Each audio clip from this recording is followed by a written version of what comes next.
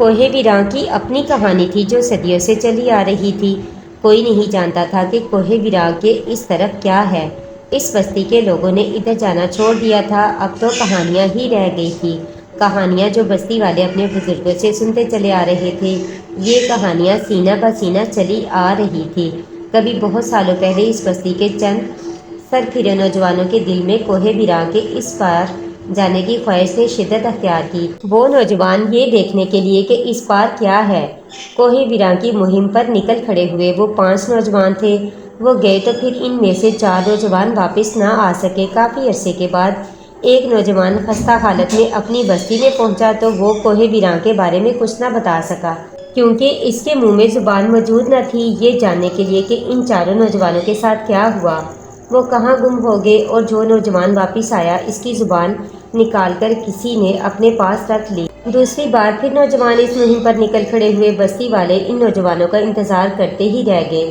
ایک طویل عرصہ گزر جانے کے باوجود ان دونوں سے کوئی واپس نہ پلٹا۔ ان دونوں جوانوں کے 2 بھائی اور بستی میں موجود تھے۔ وہ اپنے گمشدہ بھائیوں کی محبت کے جنون میں مبتلا ہو کر بستی والوں کے منع کرنے کے باوجود کوہ بیراں کی مہم پر نکل کھڑے ہوئے۔ نتیجہ وہی تھا کہ 3 بعد بستی والے ان کا بھی انتظار کرتے رہ گئے۔ پھر بستی کے ایک ہنرمند نے اپنے کچھ جانور کوہ بیراں کی مہم پر روانہ کیے۔ ان مہم جو جانوروں میں صرف ایک باز واپس آیا۔ اس باز کے پنجوں میں ایک نوجوان کے لباس کا ٹکڑا تھا۔ لباس کے اس ٹکڑے کو دیکھ کر اندازہ کر لیا گیا کہ وہ دونوں نوجوان کوہ بیراں کی نظر ہو گئے۔ تب اس وقت کے بستی کے رمز شناس نے پوری بستی میں منادی کرا دی کہ آئندہ بستی کا کوئی شخص کوہ بیراں کا رخ نہ کرے۔ اگر کسی کو کوہ بیراں کی مہم پر جانے کا بہت شوق ہو تو ضرور جائے، لیکن کوہ بیراں کے ادھر ہی رہے، اس کے پیچھے جانے کی کوشش نہ کرے۔ اتنے لوگوں کی گمشدگی کے بعد اب اس بات کی اجازت نہیں دی جا سکتی تھی کہ کوئی نوجوان خواہ مخواہ اپنی جان گنوانے کوہ بیراں کی مہم پر چلا جائے۔ اس اعلان کے باوجود 1-2 متجسس نوجوانوں نے خفیہ طور پر کوہ بیراں کا راز معلوم کرنے کے لیے سفر اختیار کیا، مگر وہ یہ بتانے کے لیے وہاں کیا ہے بستی میں واپس نہ آ سکے۔ پھر کوہ بیراں کے بارے میں نت نئے افسانے تراش لیے گئے، خوفناک کہانیاں گڑھ لی گئیں، اور یہ کہانیاں سینہ بہ سینہ آج بھی ایک دوسرے کو سنائی جاتی ہیں۔ کوہ بیراں آج بھی ایک سربستہ راز ہے۔ اس بستی کے لوگ نہیں جانتے کہ کوہ بیراں کے پیچھے کیا ہے۔ لوگ ادھر جاتے ہیں تو وہاں سے واپس کیوں نہیں آتے؟ ان پر کیا بیتتی ہے؟ وہ کہاں کھو جاتے ہیں؟ جہاں بہت سی کہانیاں مشہور تھیں، ان میں ایک کہانی یہ بھی تھی کہ کوہ بیراں کے پیچھے کالے لوگوں کی بستی ہے، ایسے لوگ جن کی رگوں میں شیطان خون بن کر دوڑتا ہے، جو اچھائی کے دشمن ہیں، انسانیت کی دھجیاں بکھیر کر خوشی محسوس کرتے ہیں۔ یہ بات بالکل ٹھیک تھی، کوہ بیراں کے پیچھے شیطانوں کی بستی تھی، کالے اور برے لوگ آباد تھے، ایسے لوگ جو دوسروں کی زندگیوں میں زہر گھول کر خوش ہوتے تھے۔ یہ بستی اونچے اونچے پہاڑوں میں گھری تھی اور بہت گہرائی میں تھی، اتنی گہرائی میں کہ سورج محض 1 گھنٹے دکھائی دیتا تھا۔ یہ بستی دن میں بھی اندھیرے میں ڈوبی رہتی تھی، اندھیرے لوگ تھے، اندھیرے میں رہ کر ہی خوش رہتے تھے۔ یہاں اتنی کثافت تھی کہ روشنی کا 1 گھنٹے میں بھی دم گھٹنے لگتا تھا، وہ اپنی جان چھڑا کر نکل جاتی تھی۔ سناتن اپنے باز کی رہنمائی میں آگے بڑھتا جا رہا تھا، وہ باز جس کا ایک بازو زخمی تھا اور وہ اونچی اور لمبی اڑان بھرنے سے قاصر تھا۔ چھوٹی چھوٹی اڑانیں بھر کر سناتن کی رہنمائی کرتا اور پھر اس کے کندھے پر آ بیٹھتا تھا۔ جب سناتن اس کے بتائے ہوئے راستے پر سفر کر لیتا تو پھر وہ اڑ کر اسے آگے کا راستہ دکھاتا۔ اس طرح آگے بڑھتے بڑھتے اندھیرا جھکنے لگا، مگر منزل نہ آئی۔ جب گہرا اندھیرا چھا گیا اور آگے سفر کرنا ممکن نہ رہا تو سناتن ایک مناسب جگہ دیکھ کر پڑاؤ ڈال دیا۔ وہ اپنے ساتھ 2 محنتی لایا تھا۔ ان ماہر محنتیوں نے آنن فانن اس کے لیے خیمہ لگا دیا، کھانا تیار کر کے اس کے سامنے رکھ دیا، اور پھر وہ دونوں اپنے خیمے میں چلے گئے۔ صبح کا اجالا پھوٹنے ہی والا تھا کہ سفر شروع ہو گیا۔ سناتن کے سامنے اب یہ بات واضح ہو کر آ گئی تھی کہ اس کا باز اسے کوہ بیراں کی طرف لیے جا رہا تھا۔ وہ اس کے اشارے پر چلتا رہا، پھر یہاں تک کوہ بیراں کی چڑھائی شروع ہو گئی۔ یہ پہاڑ زیادہ اونچا نہ تھا، پھر اس پر چڑھنا زیادہ مشکل نہ تھا۔ ان پر چل کر چوٹی پر پہنچا جا سکتا تھا، لیکن یہ سفر گھوڑوں کے بس میں نہ تھا، لہٰذا گھوڑوں کو نیچے ایک مناسب جگہ پر چھوڑ دیا گیا اور سناتن دونوں محنتیوں کے ساتھ اوپر چڑھنے لگا۔ باز اڑ اڑ کر ان کی رہنمائی کر رہا تھا۔ دوپہر تک سناتن کوہ بیراں کی چوٹی پر پہنچ گیا۔ बाज इसके कंधे पर मौजूद था। सनातन ने चोटी पर खड़े होकर जब नीचे नज़र डाली तो इसे गहरी खाई के सिवा कुछ नजर न आया। नीचे अंधेरा फैला हुआ था। सनातन ने भी कोहे वीरान के बारे में बहुत कुछ सुना हुआ था, लेकिन ऊपर पहुंचकर इसे एहसास हुआ कि ये महज कहानियां हैं। इसे वहां कुछ नजर न आया। कोहे वीरान पर समंदर के झाग जैसी बर्फ जमी हुई थी। ये ग्लेशियर नीचे तक गए थे। दरख्त बर्फ के दरमियान से सर उभारे खड़े थे। ढलान खतरनाक थे, लेकिन इन ढलानों पर कदम जमाकर नीचे पहुंचा जा सकता था। सनातन ने दूर तक नज़र दौड़ाई, लेकिन इसे कहीं तहखाल नजर न आया। सनातन ने अपने कंधे पर बैठे बाज की पीठ पर थपकी दी। हाँ भाई, अब किधर? बाज फौरन इसके कंधे से उड़ गया और उड़ता हुआ नीचे ढलाई रास्ते की तरफ जाने लगा। काफ़ी नीचे जाने के बाद वो एक दरख्तों के झुंड में घुस गया, फिर वहां से वापस उड़कर ऊपर आ गया और सनातन के कंधे पर अपने पांव जमा लिए और अपनी चोंच खोलकर सनातन के कान की लौ को दबाया। अच्छा भाई, चलता हूँ, इसने बाज की पीठ पर हाथ फेरते हुए कहा। फिर सनातन ने संभल कर नीचे उतरना शुरू किया। मेहनती भी इसके साथ नीचे उतरने लगे। दोनों मेहनती नीचे जाने से डर रहे थे, लेकिन सनातन के सामने इनकार की जुर्रत न थी। वो दोनों बहुत धीरे धीरे नीचे उतर रहे थे। सनातन और इनके दरमियान फासला बढ़ता जा रहा था। फिर एक वक्त आया कि सनातन फासला तय करता हुआ एक पहाड़ी की ओट में चला गया। दोनों मेहनतियों ने एक दूसरे को देखा और आंखों ही आंखों में तय किया कि वापस चले जाना चाहिए। ये सनातन पहाड़ी की ओर से निकलकर वापस आया और गुस्से से बोला, क्या करते हो? जल्दी नीचे आओ। आते हैं हुनरमंद, आते हैं। वो दोनों मेहनती बेवकूफ बोले और घबराकर जल्दी जल्दी नीचे उतरने लगे। घबराहट में एक का पाँव फिसला। इसने खुद को फिसलने से बचाने के लिए दूसरे मेहनती का पाँव पकड़ना चाहा। वो अपना तवाज़न कायम न रख सका। इसके पाँव उखड़ गए। अब दोनों मेहनती ढलान पर लुढ़कने लगे। फिर न जाने कैसे इनके हाथ दरख्तों से लिपट गए। दोनों ने इन दरख्तों को मजबूती से थाम लिया और अपनी खुशकिस्मती पर नाज करने लगे। जब उन्होंने ऊपर नजरें उठाकर देखा कि वो किस दरख्त से लिपटे हुए हैं, तो वो दोनों इन दरख्तों की सूरत देखकर अपने होश गंवा बैठे। वो दरख्त न थे, बर्फानी रीछ थे। वो दोनों रीछ बराबर बराबर खड़े थे। वो सफ़ेद रंग के थे, जबकि इनके मुंह काले थे। ये गोश्तखोर रीछ थे। इन दोनों खूंखार रीछों ने चंद लम्हों में दोनों मेहनतियों को चीर फाड़ कर रख दिया। उन्होंने पेट फाड़कर दोनों की आंतें बाहर निकाल दी। दोनों मेहनतियों ने आखिरी चीख मारी, फिर हमेशा के लिए खामोश हो गए। सनातन जो आगे जा चुका था, वो इनके लुढ़कने के शोर पर पहाड़ी की ओर से दोबारा वापस आया तो इसने इन दोनों को तेजी से नीचे जाते देखा और इनके रास्ते में आकर इन्हें रोकना चाहता था, लेकिन जानता था कि वो इतनी तेजी से लुढ़क रहे हैं कि वो इन्हें रोकने की बजाय खुद भी इनके साथ लुढ़कना शुरू हो जाएगा। इसलिए वो इनके सामने आने से बाज रहा। फिर सनातन ने इन दोनों को काफ़ी नीचे रीछों के पैरों से लिपटकर रुकते देखा और फिर चंद लम्हों में ही रीछों ने दोनों मेहनतियों का हशर करके रख दिया। सनातन ने इनकी आखिरी चीखें सुनी। इन्हें उधेड़ते देखा तो इसे अपने होश उड़ते हुए महसूस हुए। अब इसके अलावा कोई चारा न था कि वो आगे जाने की बजाय पलटकर ऊपर भागे। इसने अपने कंधे पर सवार बाज को ऊपर वापस आने का इशारा किया। बाज फौरन उड़ गया। सनातन ने इसके उड़ते ही तेजी से ऊपर की तरफ चढ़ना शुरू किया। वो पत्थरों और दरख्तों की शाखों का सहारा लेकर चढ़ने लगा। थोड़ा सा ऊपर चढ़कर इसने पलटकर नीचे देखा। वो दोनों रीछ अपने इर्द गिर्द बेनियाज इन दोनों मेहनतियों की लाशों से लिपटे हुए थे। वैसे भी वो दोनों रीछ इतने नीचे थे कि इन्हें ऊपर आने में वक्त लगता। इतनी देर में सनातन को उम्मीद थी कि वो इनकी पहुंच से दूर निकल जाएगा। ताज़ा सूरत हाल में तो इसे और मोहलत मिल गई थी, फिर भी इसने गफलत से काम न लिया। वो किसी बंदर की तरह उछलता छलांगे लगाता बड़ी मौसदी और फुर्ती से ऊपर चला आ रहा था। फिर वो जल्द ही ऊपर चोटी पर पहुंच गया और बहुत खुश था कि इसकी जान बच गई। वो मौत की वादी से बाखैरियत ऊपर पहुंच गया था। वो चोटी पर हाथ पांव फैलाए लंबे लंबे सांस ले रहा था। इसने चोटी से नीचे देखा, इसे कुछ दिखाई न दिया। नीचे अंधेरा था। वो दोनों रीछ दरख्तों और चट्टानों के पीछे कहीं छुप गए थे। एकदम इसे एक चीख सुनाई दी। ये इसके बाज की चीख थी जो इसे खतरे से आगाह कर रही थी। सनातन ने गर्दन घुमाकर बाज को देखना चाहा कि वो कहाँ है और किस किस्म का खतरा लाहक है कि पीछे से दो काले हाथ इसके गले में आए और फिर तेज दांतों ने आनन फानन इसकी गर्दन उधेड़ दी। सनातन ये भी न देख पाया कि इस पर हमला करने वाला कौन है। अब वो तेजी से बर्फ पर फिसलता जा रहा था। इसकी गर्दन में जैसे आग लगी थी। इस पर गशी तारी होती जा रही थी। फिर वो फिसलते फिसलते जहाँ रुका वहाँ इसका घोड़ा मौजूद था। सनातन अपने घोड़े की गर्दन से झूलकर किसी तरह इसकी पीठ पर सवार हो गया और इसने अपने दोनों हाथों से घोड़े की गर्दन पकड़ ली। चंद लम्हों बाद बाज भी घोड़े की पीठ पर आ बैठा। तब वो घोड़ा संभल कर मगर तेजी से नीचे उतरने लगा। जब वो घोड़ा सनातन को अपनी पीठ पर लादे थकन से चूर शाम ढले बस्ती में दाखिल हुआ तो सबसे पहले बकुजान की इस पर नजर पड़ी। वो अपनी कटारी में कहीं बाहर का चक्कर लगाकर बस्ती में दाखिल हो रहा था जब वो इससे घोड़े के पास से गुजरा और इसने घोड़े की पीठ पर किसी को बेसुध लिपटा हुआ देखा तो वो अपनी कटारी रोककर घोड़े की तरफ भागा। जब इसने घोड़े पर लदे शख्स की सूरत देखी तो इसके दिल पर सन्नाटा उतर गया। एक और मोर अभी तो बस बरान का गम हल्का न हुआ था कि बस्ती के एक और अहम सतून की लाश आ गई। बकुजान ने सनातन की लाश, जो अब पत्थर हो चुकी थी, घोड़े की पीठ से उठाकर अपनी कटारी में डाली और रमशनास के महल की तरफ रवाना हो गया। बस्ती एक मर्तबा फिर गम की लपेट में आ गई। जिस चीज को खबर होती गई वो बकुजान की कटारी के साथ होता गया।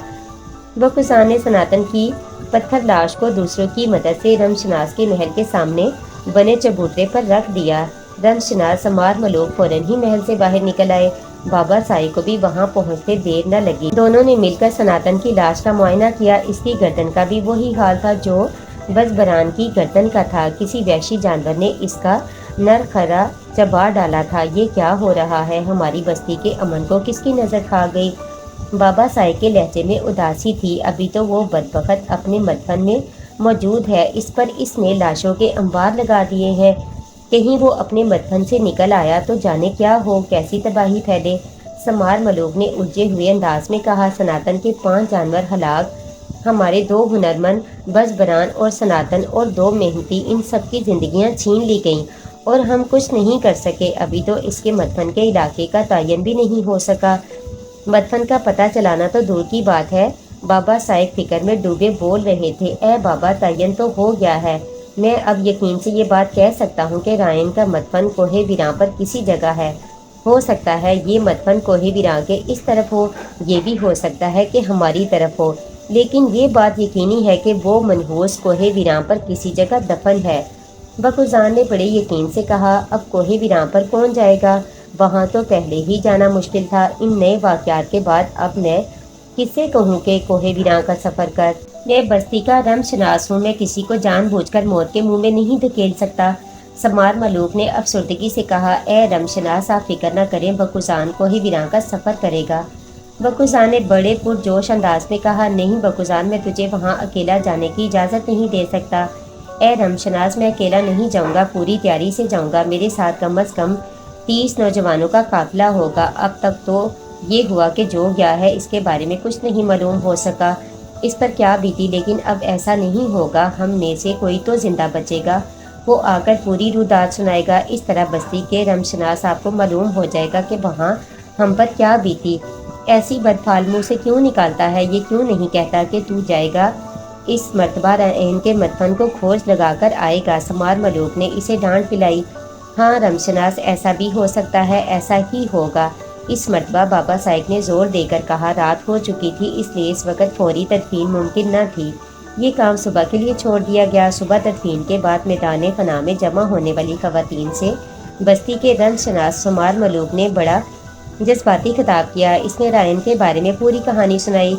इसने फिर ये बताया कि इस बदबख्त की लाश में हमारा कितना जानी नुकसान हो चुका है, नीज़ ये कि इसके बारे में सही मालूमात हासिल नहीं हो सकी हैं। आखिर में वो बस्ती की खवातीन से मुखातिब होकर बोला, इस बस्ती की मोअज़्ज़ज़ औरतों, अब कुछ कुर्बानी देने का वक़्त आ गया है। बकुजान को इस मुहिम को सर करने के लिए बस्ती के 30 नौजवानों की ज़रूरत है। तुम अपने बेटे या भाई भतीजे को इस मुहिम पर भेजना चाहो तो इसे ज़ाद राग के साथ बाबा साई की मुख्तारी पर भेज दो। बाद दोपहर ये काफिला अपनी मुहिम पर रवाना हो जाएगा। बस्ती के रमशनास की बात सब औरतों ने बड़ी तवज्जो से सुनी। इसकी बात सुनते ही बस्ती की औरतों में खलबली मच गई। वो सनातन की कब्र पर पत्थर निछावर करती अपने अपने घरों को रवाना हो गईं। दोपहर को बाबा साहिब बकुजान के साथ अपनी मुख्तारी से बाहर आए तो उन्होंने अपनी मुख्तारी के खाते में 30 की बजाय 100 नौजवानों को सफ़र के लिए तैयार पाया।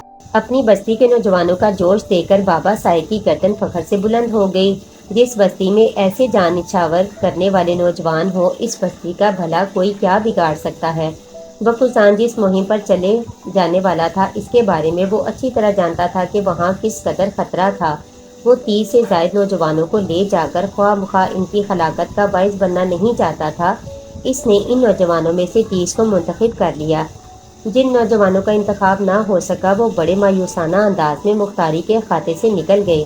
بکوزان نے ان 30 منتخب نوجوانوں کو سفر کی مشکلات اور حالات کے خطرات سے اچھی طرح آگاہ کیا اور آخر میں کہا، اب کوئی نوجوان اس مہم سے دستبردار ہونا چاہے تو خوشی سے ہو سکتا ہے۔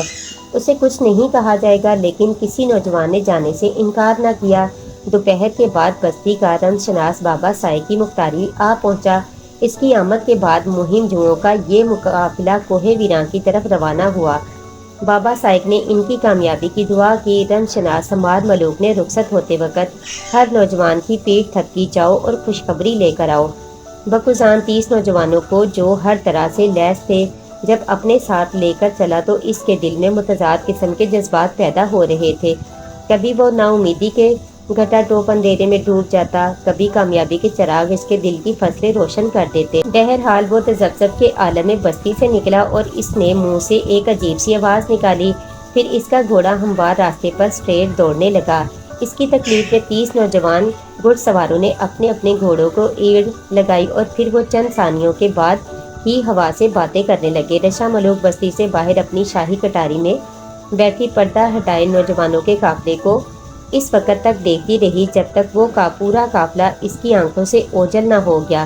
جب نوجوانوں کو یہ معلوم ہوا کہ رمز شناس کی بیٹی رشا ملوک انہیں رخصت کرنے بستی کے باہر تک جا رہی ہے تو ان کا جوش دو چند ہو گیا۔ وہ بار بار پیچھے مڑ کر دیکھ رہے تھے۔ رشا ملوک اپنی بند کٹاری میں تھوڑا سا پردہ ہٹائے ان نوجوانوں کو دیکھتی جا رہی تھی، لیکن کسی نوجوان کا اسے دیکھ لینا ممکن نہ تھا۔ رشا ملوک کا دل تیزی سے دھڑک رہا تھا۔ وہ ابھی تک یہ طے نہیں کر پائی کہ اس نے جو کچھ کیا تھا ٹھیک کیا تھا یا اپنے ہاتھوں اپنی بدقسمتی کو دعوت دے دی تھی، لیکن وہ کیا کرتی، وہ ایسا کرنے پر مجبور تھی۔ ساحل عمر کو جب یہ معلوم ہوا کہ سناتن بھی لاش کی صورت میں بستی میں واپس آ گیا ہے تو اس نے رشا ملوک سے بات کی۔ رشا، اس مہم پر میں جانا چاہتا ہوں۔ آپ تو بستی میں نہیں جا سکتے، آپ مہم پر جانے کی بات کرتے ہیں۔ رشا ملوک نے سختی سے منع کر دیا۔ ساحل عمر اپنا من مار کر رہ گیا۔ وہ اصل میں بند کمرے میں رہتے رہتے پریشان ہو گیا تھا۔ وہ اب باہر نکلنا چاہتا تھا، پھر اسے جانے یہ یقین سا کیوں تھا کہ اس بستی کا کوئی شخص رائن کا مدفن تلاش نہیں کر سکتا۔ وہ کر سکتا تھا۔ رشا ملوک کے منع کرنے پر اس نے خاموشی اختیار کر لی۔ پھر دوسرے دن دیا نے اسے اطلاع دی کہ بکوزان کی قیادت میں 30 نوجوانوں کا قافلہ رائن کی تلاش میں جا رہا ہے۔ یہ سن کر وہ مچل اٹھا۔ اس نے دیا سے کہا کہ اس قافلے میں شامل ہونے کی وہ کئی ترکیب بتائے۔ تب دیا نے اس کا اصرار دے کر اسے ایک ترکیب بتا دی اور تاکید کر دی کہ وہ اس سلسلے میں اس کا نام نہ لے۔ دیا کے جانے کے بعد جب رشا ملوک اس کے لیے قہوہ لے آئی تو اس نے آؤ دیکھا نہ تاؤ دیکھا۔ رشا ملوک کے سر پر دھیرے سے ہاتھ رکھ دیا اور بولا، اے رشا ملوک، تجھے اپنے مور کی قسم، اگر تو مجھے مہم پر نہ بھیجے تو میرا مرا منہ دیکھے۔ یہ سن کر رشا ملوک ایک دم سناٹے میں آ گئی۔ یہ ساحل عمر نے کیا کر دیا تھا؟ اس نے کیا کہہ دیا تھا؟ کیسی قسم دے دی تھی؟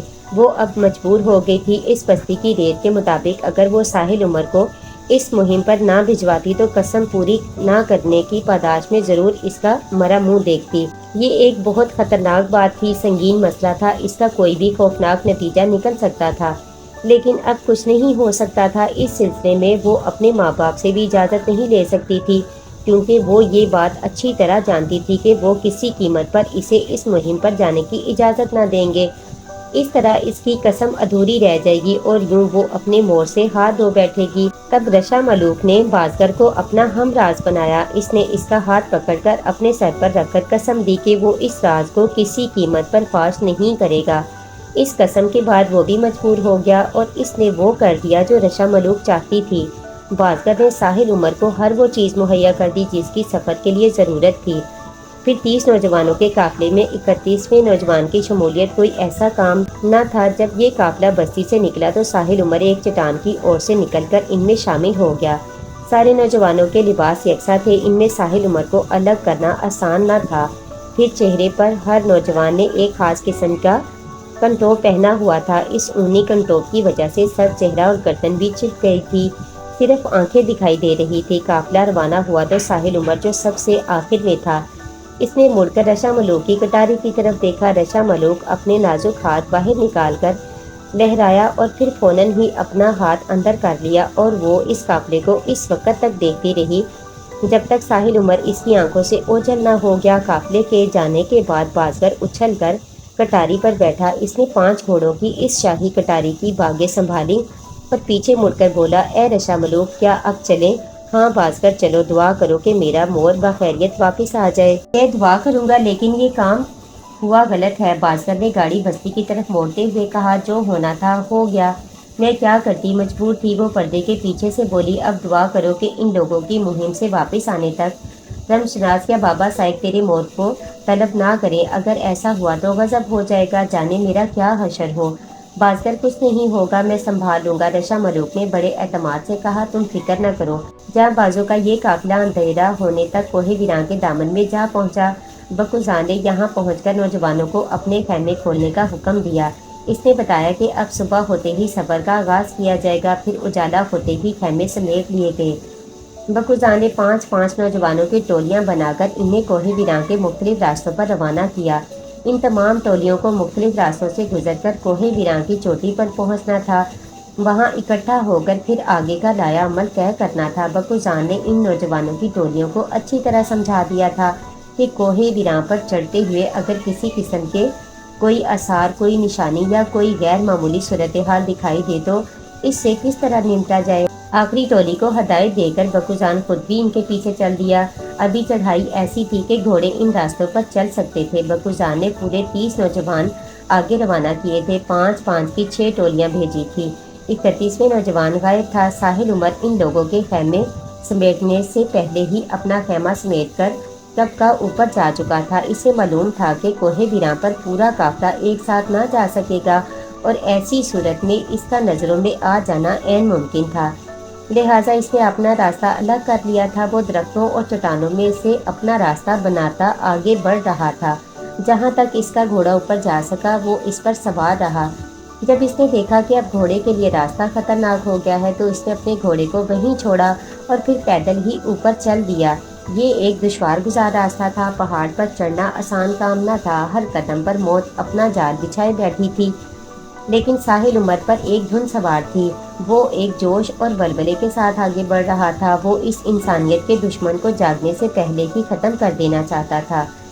اس اقلیت کو ختم کرنا ابھی دور کا مسئلہ تھا، سردست تو معلوم کرنا تھا کہ وہ خبیث دفن کہاں ہے۔ بکوزان کا خیال تھا کہ وہ کوہ ویراں پر ہی کہیں دفن ہے۔ یہ ممکن تھا کہ کوہ ویراں کے دوسری طرف دفن ہو۔ وہ سوچتا ہوا بہت سنبھل کر اوپر چڑھ رہا تھا کہ اچانک اس کا پاؤں پھسل گیا۔ اس نے خود کو بہت سنبھالنے کی کوشش کی لیکن نہیں سنبھال پایا۔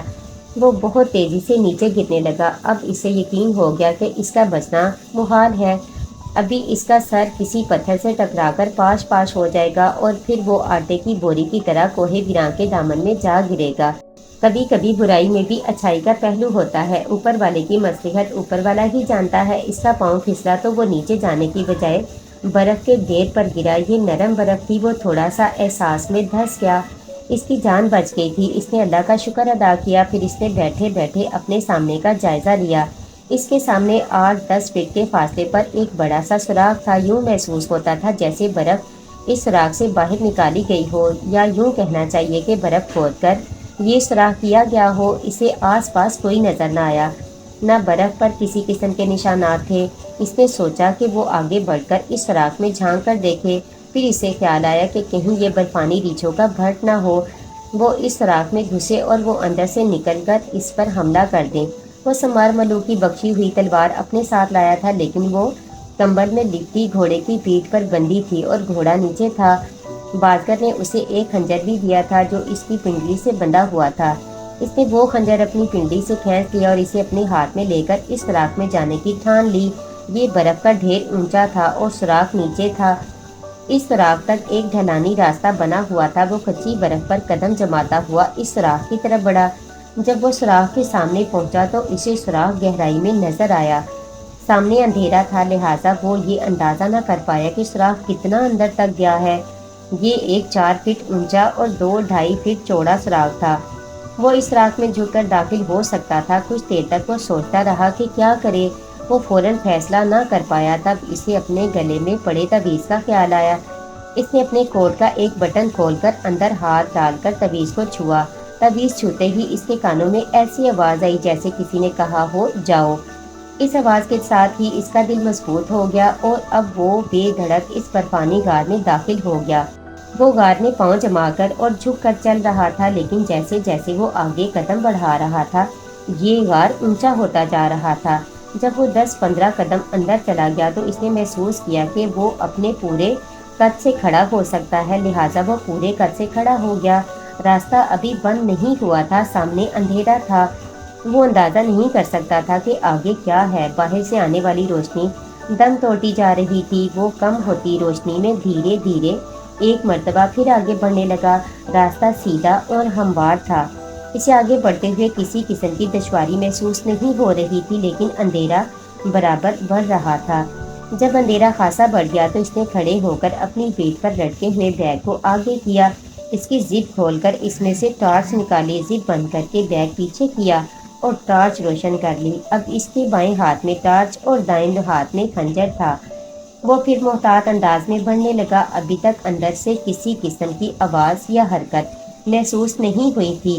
یوں محسوس ہوتا تھا جیسے اندر مکمل سناٹا ہو۔ چند قدم مزید آگے چلنے کے بعد اسے محسوس ہوا کہ غار آگے جا کر چھوٹا ہو گیا ہے، لیکن ایسا نہ تھا۔ آگے اصل میں سیڑھیاں تھیں۔ وہ ٹارچ کی روشنی میں سیڑھیاں اترنے لگا، مگر غار کی اونچائی اتنی ہی رہی۔ 8-10 سیڑھیاں اتر کر وہ ایک گول چھت کے نیچے پہنچ گیا۔ اس نے ٹارچ کی روشنی میں چاروں طرف کا جائزہ لیا۔ سامنے ایک پتھر کا چبوترا تھا اور اس چبوترے کے چاروں کونوں پر پتھر سے تراشے گئے ستون تھے۔ ان ستونوں کے درمیان چبوترے پر ایک ایسی چیز تھی جسے دیکھ کر ساحر عمر کے دل کی دھڑکن اچانک تیز ہو گئی۔ وہ 5-5 کی ٹولیاں مختلف راستوں سے ہوتی ہوئی اوپر چوٹی پر پہنچ رہی تھی۔ ابھی صرف 2 ٹولیاں چوٹی پر تھی۔ بکوزان سب سے پیچھے تھا۔ کوئی 1 گھنٹے کے اندر سارے نوجوان بخیر و عافیت اوپر پہنچ گئے۔ جب بکوزان بھی اوپر پہنچ گیا تو اس نے ایک نوجوان کو بلا کر نیچے سے اوپر آنے کا احوال پوچھا۔ جس پر جو بیتی تھی وہ اس نے کہہ سنائی، مگر ان کی کہانیوں میں اس کے مطلب کی کوئی کہانی نہ تھی۔ کوہ ویراں کے اس طرف تو کچھ ہاتھ نہ لگا تھا۔ اب بکوزان اپنے قافلے کو لے کر کوہ ویراں کے اس طرف اترنا چاہتا تھا۔ اس مرتبہ اس نے حکمت عملی میں تبدیلی کر دی۔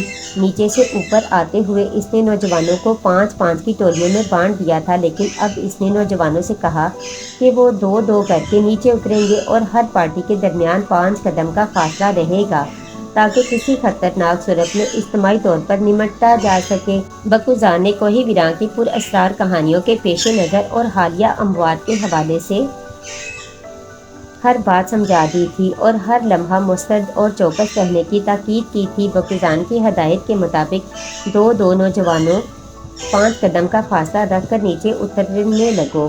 اس مرتبہ بکوزان سب سے آگے تھا۔ جب آخری 2 نوجوان بھی نیچے اترنے لگے اور وہ اتنے نیچے پہنچ گئے کہ کسی ناگہانی آفت کے پیش نظر ان کا بس نکلنا ممکن نہ ہو، تو وہ ناگہانی آفت ان پر اچانک ٹوٹ پڑی۔ دیکھتے ہی دیکھتے طوفان باد و بارہ نے انہیں اپنی گرفت میں لے لیا۔ ہوا اور بارش اس قدر تیز تھی کہ درخت اکھڑ اکھڑ کر نیچے جا رہے تھے۔ ایسی طوفانی ہوا اور بھی ڈھلانی راستے پر کسی کا قدم جما کر کھڑے رہنا ممکن نہ تھا۔ نوجوان لڑکنے لگے۔ 10 منٹ کے اندر آندھی طوفان اور بارش نے وہ تباہی مچائی کہ ایک نوجوان بھی زندہ سلامت نہ رہ سکا۔ وہ لڑکتے ہوئے تھا گہرائیوں میں جا گرے۔ کچھ درختوں کے نیچے دب کر اپنی جان گنوا بیٹھے۔ بکوزان کا کچھ پتہ نہ چلا کہ اس پر کیا بیتی۔ جب طوفان تھما تو ایک نوجوان جو 2 درختوں کے درمیان دبا تھا، اس نے اپنی آنکھیں کھول کر وہ درختوں کے درمیان کچھ اس طرح پھنسا تھا کہ اس کے جسم پر ایک خراش بھی نہیں آئی تھی۔ موت اس کو چھوتی ہوئی گزر گئی تھی۔ وہ درخت ایک چٹان پر گرے تھے اور وہ نوجوان خلا میں ہونے کی وجہ سے بچ گیا تھا۔ وہ خلا اتنا بڑا تھا کہ وہ نوجوان کوشش کر کے اس سے باہر نکل سکتا تھا۔ بالآخر وہ اپنی کوششوں سے باہر نکل آیا۔ اس نے سیدھا کھڑے ہو کر گہرا سانس لیا اور وہ نیچے اوپر جہاں تک دیکھ سکتا تھا اسے دیکھا۔ اسے دور تک کچھ نظر نہ آیا۔ اس کے ساتھی شاید لڑکتے ہوئے بہت نیچے تک چلے گئے تھے۔ وہ جانتا تھا کہ ایسے طوفان میں ایک بھی زندہ نہ بچا ہوگا۔ کوہ ویراں کے بارے میں اس نے جو کچھ سنا تھا وہ سب سچ تھا۔ باقی ادھر آنے والا کبھی لوٹ کر واپس نہیں جا سکتا۔ اس طوفان کے دور تک कोई आसार न थे, बस अचानक ही तेज हवा चलने लगी और मिनटों सेकंडों में मौत की शक्ल अख्तियार कर गई थी। इस नौजवान ने सर उठाकर ऊपर देखा। कोहे वीरां की चोटी ज्यादा ऊपर न थी। इसने तय किया कि वो फौरन ऊपर पहुंचे, इसके बाद सोचे कि अब क्या करना है। वो नौजवान जल्दी जल्दी ऊपर चढ़ने लगा। वो बार बार पीछे मुड़कर भी देखता जाता था। इसे बार बार ये एहसास होता था जैसे कोई इसका ताक़ुब कर रहा है, लेकिन इसके ताक़ुब में कोई न था, या अगर कोई था तो इसे नजर नहीं आ रहा था। जब वो नौजवान चोटी पर पहुंच गया तो इसने बैठकर इत्मीनान का गहरा और ठंडा सांस लिया। वो यहाँ कुछ देर सस्ताकर नीचे उतरना चाहता था। अब तो नीचे ही जाना था। कोहे वीरां का ये हिस्सा महफूज था, वो आराम से जा सकता था। इसने सोचा थोड़ी देर यहाँ बैठकर नीचे उतरना शुरू करे, हो सकता है इतनी देर में कोई और साथी नजर आ जाए। फौरन ही इसने गर्दन घुमाकर कोहे वीरां के पुरअसरार हिस्से पर नजर डाली। इसे दूर तक तबाही के सिवा कुछ न दिखाई दिया। दरख्त जड़ों से उखड़े हुए एक दूसरे पर गिरे हुए थे और नीचे अंधेरे के सिवा कुछ न था। अब वो नौजवान गर्दन मोड़कर उठना ही चाहता था कि दो काले हाथ इसके गले में आए और फिर आनन फानन इसका गला उधड़ गया। इसकी चीख गले में घुट कर रह गई। अब वो तेजी से नीचे लुढ़कता जा रहा था। इसकी गर्दन में जैसे आग लगी थी। थोड़ा सा नीचे जाकर वो एक गिरे हुए दरख्त में अटक गया। फिर इसे पत्थर होते देर न लगी। नहीं, वो बहुत जोर से चीखा। अचानक इसकी आंख खुल गई। इसे अपनी चीख की आवाज़ अजनबी लगी। वो इस सर्दी में भी पसीने में नहाया हुआ था। थोड़ी देर में जब खवास बहाल हुए तो इसने खुद को अपने कुतब खाने में पाया। तब इसे याद आया कि वो रात को हिसाब किताब लगाता कुतब खाने में लगे एक बिस्तर पर ही सो गया था। इसने जो ख्वाब देखा था वो बहुत भयानक था। इस ख्वाब ने इसके होश उड़ा दिए थे, इसीलिए वो चीख मारे बिना ना रह सका था। बस्ती के रमशनास समार मलूक ने घड़ी पर नजर डाली। सुबह होने वाली थी। समार मलूक अपने कुतब खाने की सीढ़ियां उतरकर अपनी ख्वाबगाह में पहुंचा। वहां इसकी बीवी इत्मीनान से सोई हुई थी। वो वहां से निकलकर रशा मलूक के कमरे की तरफ बढ़ा। इसने बंद दरवाजे पर मखसूस अंदाज में दस्तक दी। दस्तक की आवाज़ सुनकर रशा मलूक कसमसाई। वो अपने नरम बिस्तर पर बड़े मजे की नींद ले रही थी कि इसे महसूस हुआ कि दस्तक हुई है दरवाजे पर। इसकी आंखें फौरन पूरी खुल गईं और वो हड़बड़ाकर उठ बैठी। वो भागती हुई दरवाजे पर पहुंची। दरवाज़ा खुलते ही इसे बाप की सूरत नजर आई। बाप को परेशान देखकर वो एकदम घबरा गई। वो अपने बाप को एहतराम देना भूल गई। घबरा कर बोली, बाबा खैर तो है? रशा मलूक, अब पहले बाप को एहतराम दे, फिर बात कर। समार मलूक ने खुश्क लहजे में कहा, ओ बाबा माफ़ कीजिएगा, आपको इस वक्त और इस हालत में देखकर मैं परेशान सी हो गई, आपको एहतराम देना भी भूल गई। ये कहकर वो घुटनों के बल बैठी। इसने समार मलूक का हाथ थामकर चूमा और फिर खड़ी हो गई। तब समार मलूक तेजी से इसके कमरे में आया और 7 कुर्सियों में से एक कुर्सी पर बैठ गया। रशा मलूक, मैंने बहुत बुरा ख्वाब देखा है और तू जानती है कि मैं कितने सच्चे ख्वाब देखता हूँ।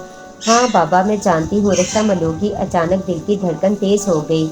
साहिल उमर कोहे वीरां की मुहिम पर निकला हुआ था। खुदा न खास्ता बाबा ने इसके बारे में तो कोई ख्वाब नहीं देख लिया। बाबा जल्दी बताइए, आपने क्या देखा? ए रशा मलूक, मैंने देखा है कि वो सबके सब मारे गए। बखुजान बचा, ना इसके साथ के नौजवान बचे।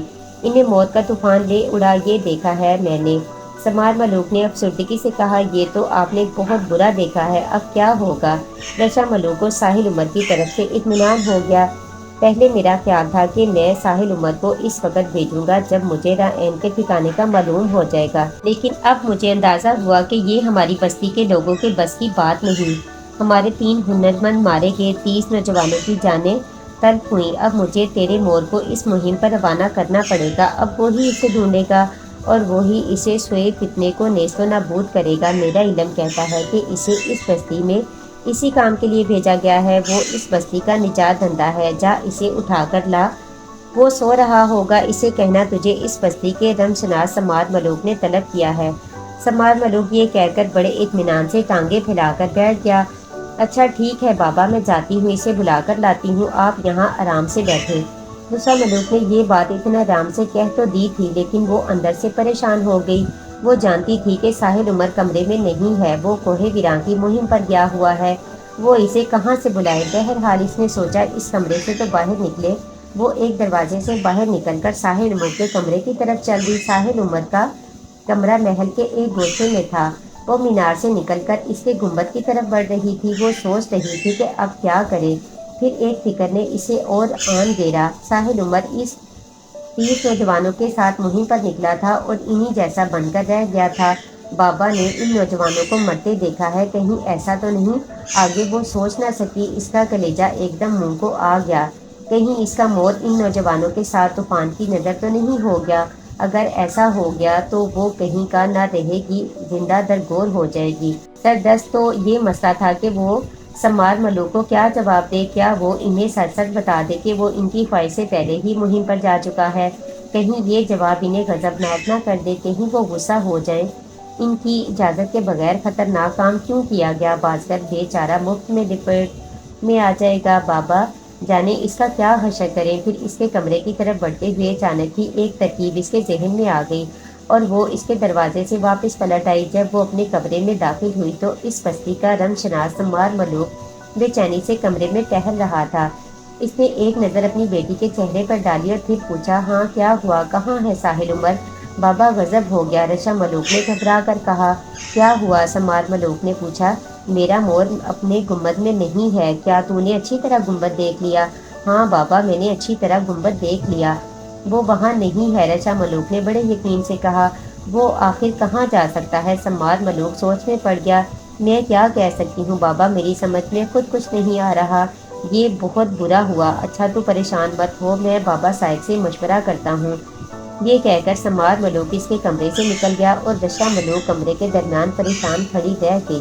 راستے کٹھن ہو اور منزل کا دور تک کہیں پتہ نہ ہو، پھر یوں ہو کہ منزل پلک جھپکتے ہی سامنے آ جائے تو بندے پر خوشگوار حیرت کی کیفیت طاری ہونا لازمی امر ہے۔ ساحل عمر کا اس وقت یہی حال تھا۔ اس کا دل خوشی سے اچھل رہا تھا۔ سامنے چبوترے پر برف کا ڈھیر تھا اور اس برف میں ایک تابوت نظر آ رہا تھا۔ اس تابوت کا اوپر کا کچھ حصہ شیشے کا تھا۔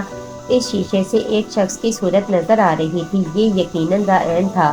وہ ایک خبیث صورت شخص تھا، طوطے جیسی ناک، بھاری بھویں، گنجا سر، بند آنکھیں، اندر کو دھسی ہوئی، دھانا باہر کو نکلا ہوا۔ اس کے چہرے کے سہارے دائیں بائیں 2 کتابیں کھڑی ہوئی تھیں۔ یہ کتابیں سحر کی دونوں جلدیں تھیں۔ اس کتاب نے کیسی کیسی قیامتیں ڈھائی تھیں۔ ساحل عمر نے چبوترے پر چڑھ کر اس برف میں دبے تابوت کو اچھی طرح جائزہ لیا۔ یہ تابوت 2-3 فٹ برف کے اندر تھا۔ برف شفاف تھی۔ ساحل عمر نے اپنے ہاتھ میں دبے تیز دھارے کے خنجر سے برف کی نرمی کا جائزہ لینے کے لیے برف پر خنجر مارا۔ خنجر کی نوک جیسے ہی برف سے ٹکرائی تو ایک دم نیلا سا شعلہ لپکا۔ یہ شعلہ ویسا ہی تھا جیسے ویلڈنگ کرتے ہوئے سولڈر سے نکلتا ہے۔ ساتھ ہی اس کے ہاتھ کو جھٹکا لگا۔ یہ جھٹکا بجلی کے کرنٹ جیسا تھا۔ ساحل عمر چبوترے سے گرتے گرتے بچا۔ ساحل عمر نے اس جگہ غور سے دیکھا جہاں اس نے خنجر مارا تھا، وہاں کوئی اثر نہ تھا۔ برف پر خراش تک نہ پڑی تھی۔ اسے لگا یہ برف نہ ہو، کرسٹل ہو۔ ساحل عمر نے خنجر جیب میں ڈال کر ڈرتے ڈرتے اپنی ایک انگلی سے اس برف کو چھوا۔ انگلی برف پر لگتے ہی شعلہ تو نہ لپکا، لیکن اسے احساس ہو جیسے جلتے توے پر انگلی رکھ دی ہو۔ وہ دہکتی برف تھی۔ اب وہ پیچھے ہٹ آیا اور پیچھے پلٹ کر ستون کا جائزہ لینے لگا۔ ان ستونوں کا مقصد سمجھ میں ہی نہ آیا۔ یہ آخر چبوترے کے ساتھ کیوں بنائے گئے تھے؟ ان چاروں ستونوں میں ساحل عمر نے ایک خاص بات محسوس کی۔ ہر ستون میں ایک ہی جگہ ایک مختلف رنگ کا چوکور پتھر لگا تھا۔ یہ پتھر کچھ اس انداز سے لگا ہوا تھا کہ اگر چاقو کی نوک سے اس پتھر کو ہلایا جائے تو وہ تھوڑی سی محنت کے بعد نکل سکتا تھا۔ ساحل عمر نے اہرام مصر کے بارے میں خاصا پڑھا تھا۔ وہ جانتا تھا کہ جب کوئی فرعون مرتا تو اس کی ممی کے ساتھ بہت سا خزانہ دفن کر دیا جاتا تھا۔ ساحل عمر نے سوچا کہ کہیں ان ستونوں میں خزانہ ہی تو بھرا ہوا نہیں ہے۔ کیا حرج ہے اگر ایک ستون سے پتھر نکال لیا جائے؟ ایک مرتبہ پھر اس نے مختلف رنگ کے اس چوکور پتھر کا اچھی طرح جائزہ لیا اور پھر اپنے کوٹ کی جیب سے خنجر نکال لیا۔ اسی وقت پیچھے سے 2 کالے ہاتھ اس کی طرف بڑھے۔ یہ قیامت کے ہاتھ تھے۔ یہ وہ ہاتھ تھے جو کسی کی گردن میں حمائل ہو جاتے تو پھر اس کا نرخرا ادھڑنا چند لمحوں کی بات ہوتی۔ اسی وقت اس کی زندگی کی شام ہو جاتی۔ وہ چل بستا۔ اب یہی ہاتھ ساحل عمر کی طرف بڑھے تھے۔ ساحل عمر اپنے خنجر سے پتھر کے اس چوکور ٹکڑے کو ڈھیلا کر کے نکالنا چاہتا تھا جو اس ستون میں نصب تھا۔ اس کا خنجر والا ہاتھ پتھر کی طرف بڑھ رہا تھا۔ وہ اس بات سے قطعاً بے فکر تھا کہ اس کی موت کالے ہاتھوں کی صورت میں اس کے پیچھے کھڑی ہوئی ہے اور قیامت کے آنے میں بس چند ساتوں کی دیر ہے۔ وہ کالے ہاتھ جیسے ہی اس کی گردن میں ہمائل ہوئے اور اس نے اس کی گردن جکڑ کر اپنے نوکیلے دانتوں سے اس کا نرخرا ادھیڑنا چاہا تھا تو اسے ایک جھٹکا سا لگا۔ اس کی گرفت ایک دم ڈھیلی ہو گئی۔ وہ قیامت بے اختیار پیچھے ہٹ گئی۔ اس قیامت کا ہاتھ چاندی کے تعویذ پر پڑ گیا تھا، جیسے ابھی کچھ دیر پہلے ساحل عمر نے چھو کر کپڑوں سے باہر نکال لیا تھا۔ ساحل عمر کو جیسے ہی کسی کی گرفت میں آنے کا احساس ہوا، وہ بہت تیزی سے پلٹ کر پیچھے ہٹا۔ ٹارچ کی روشنی ایک دم اس کے چہرے پر پڑی۔ اس کی شکل دیکھ کر ساحل عمر کانپ گیا۔ وہ کالے رنگ کی کوئی چیز تھی، 6 فٹ قد، جسم پر ریچھ جیسے بال، سرخ انگارہ آنکھیں، 2 چمکتے نوکیلے دانت باہر کو نکلے ہوئے۔ وہ نہ انسان تھا نہ جانور، جانے وہ کیا تھا۔ وہ جو بھی تھا اتنا بھیانک تھا کہ اگر نرخرا ادھیڑنے کی بجائے وہ ویسے ہی کسی کے سامنے آ جاتا تو اسے دیکھ کر ہارٹ فیل ہو جاتا۔ ایک لمحے کو ساحل عمر کی سمجھ میں نہ آیا کہ یہ کون ہے اور اچانک کہاں سے نمودار ہو گیا ہے۔ اپنے چہرے پر روشنی پڑتے دیکھ کر اس نے اپنے وحشتناک منہ پر ہاتھ پھیر کر روشنی ہٹانے کی کوشش کی۔ اس کے منہ سے گراہٹیں برآمد ہو رہی تھی۔ پھر اس نے اپنا بھاڑ سا منہ پھاڑ دیا۔ ساحل عمر کے پاس وقت کم تھا، وہ کسی لمحے اس پر حملہ کر سکتا تھا۔ ساحل عمر کے پاس محض ایک خنجر تھا، ایک چھوٹا سا خنجر، بھلا اس کا کیا بگاڑ سکتا تھا۔ اسے اچانک تلوار یاد آئی۔ اگر وہ اس وقت اس کے ہاتھ میں ہوتی تو وہ بآسانی اس کا کام تمام کر دیتا۔ پھر ایک خیال بجلی کسی تیزی سے اس کے دماغ میں کوندا۔ اس خیال کے آتے ہی اس نے اپنے خنجر کی نوک تیزی سے چاندی کے تعویذ پر رکھ دی۔ پھر اس نے جلدی جلدی خنجر کی نوک کو تعویذ پر رگڑا۔ اسی وقت اسے یوں لگا جیسے کسی نے کہا ہو، اس خنجر کو اس کے پیٹ میں گھون دو۔ اسی وقت وہ عفریت ساحل عمر کی طرف بڑھا۔ اس نے اپنے ہاتھ بڑھا کر اسے گرفت میں لینا چاہا۔ ساحل عمر اس کے ہاتھوں کی گرفت سے بچنے کے لیے نیچے جھکا اور پھر تیزی سے آگے بڑھ کر وہ خنجر اس کے پیٹ میں گھونپ دیا۔